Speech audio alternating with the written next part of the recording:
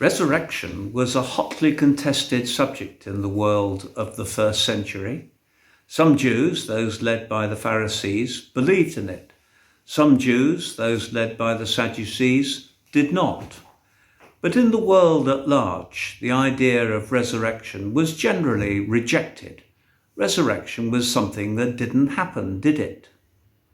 There was a school of thought, originating from Plato, that had come to believe in the immortality of the soul, but they saw that as the soul being released from the body at death.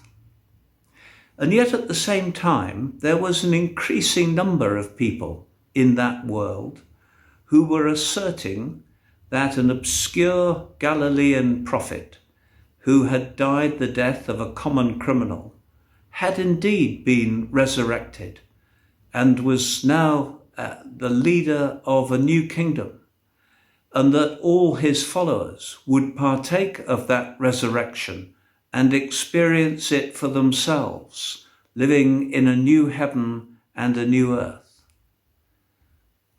The world in those days was as sceptical of those claims as the world is today, and for much the same reason. Resurrections don't happen, do they? The problem for us is trying to sort out where the truth lies. Of course, we mustn't believe in the resurrection simply because somebody told us to, or because the creed says so. The only valid grounds for believing is because it's true. But if it is true, then surely we must believe it. How do we know? Well, the key, as every judge very soon learns, is that you have to follow the evidence wherever it leads, however surprising that conclusion may be. What you can't do is take a conclusion and then force the evidence to fit it. Let me give you an example of what I mean. No one seriously thinks that loving parents who've brought up a child well and who's doing well would assault and kill their child. That simply does not happen. But if the evidence demonstrates that the child was indeed murdered and had indeed been assaulted, and that it had happened during a night when only the parents were there in the house and there was no other evidence of a break-in, then however unlikely that idea may be, it suddenly becomes extremely likely to the point of being perhaps the only reasonable conclusion available. We must follow the evidence where it leads, however surprising the conclusion might be. So what is the evidence that we have to deal with here? Well, we know that Jesus lived. We know that he was crucified. We know that he died.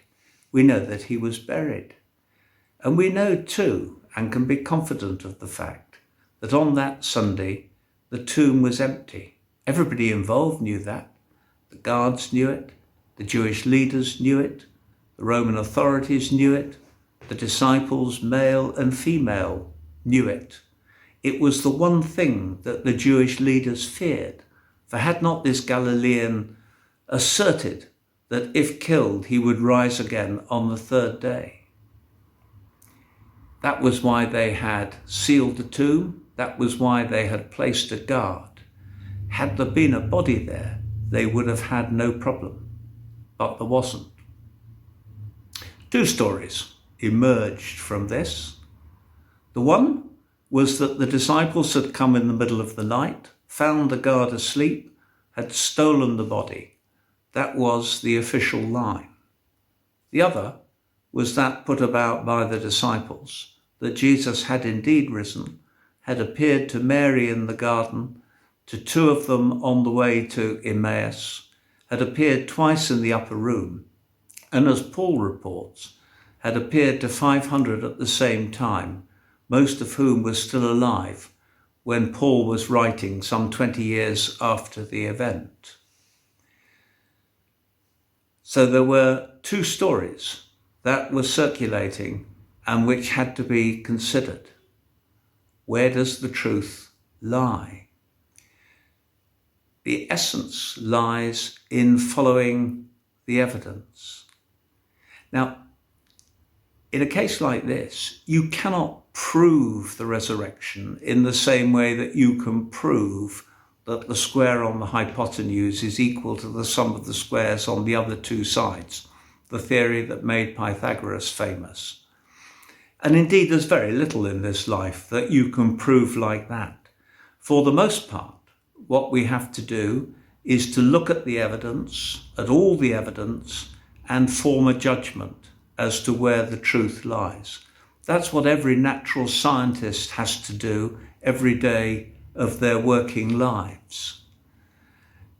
And we have to remember that each individual part of the argument may be valid, but not decisive.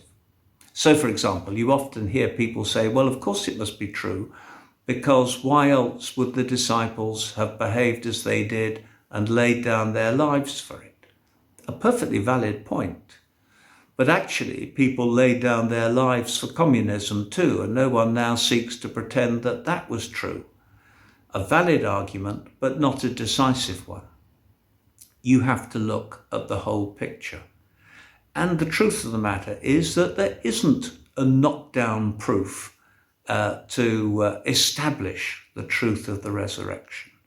It is a judgment that has to be made on considering the whole picture that the evidence offers. You have to cut out the things that you can't believe. So, for example, you can properly argue, well, it's inconceivable that a world religion was built on something which its founders knew was a deliberate dishonesty because they had stolen the body. But at the end of the day, you have to look at the picture, exclude what simply can't work, and what's left is what often has to be treated as the truth. And it's that process that led me to the conviction that the resurrection of Jesus was true. Nothing else fits the facts anything like as well. But there's something else that we ought to think about in terms of resurrection, because the early church did not just assert that Jesus had been raised from the dead. They also asserted that all his followers would be as well, and that they would live a life in eternity with him.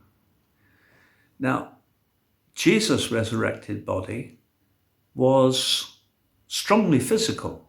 Of course, it wasn't subject to limitations of space and time. He could vanish and appear and pass through walls. But it was recognizable, and he could walk and talk and eat and drink. There were strong physical characteristics of his resurrected body. And so the New Testament teaches that the same will be for us. There is a strong physicality to resurrection. The Christian church has been heavily influenced by Plato and the immortality of the soul and the soul being set free from death. Just think back to all the pictures that we grew up with, if we did, about going to heaven. They were very ethereal.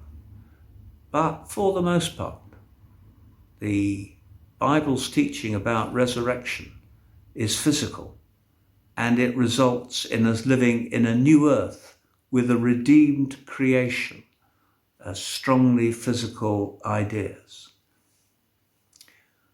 Well, that leaves us the question of what we believe. And I wish you a very happy Easter as you reflect on these matters. And I hope that, like me, you will be able to come to the conclusion of the truth of the Easter message.